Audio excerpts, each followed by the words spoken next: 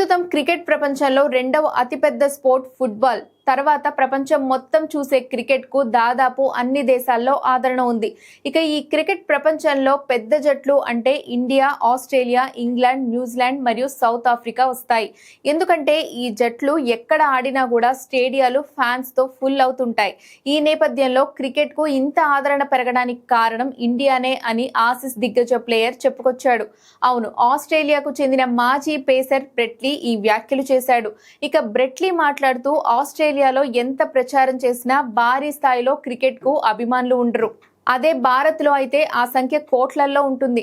150 కోట్ల మంది భారతీయుల్లో నేను ఓ 10 మందిని కలిసి ఉంటానేమో క్రికెట్ ఇష్టపడని వ్యక్తులను. ఇప్పుడు T20లను వీక్షించే వారి సంఖ్య కూడా బాగా పెరిగింది.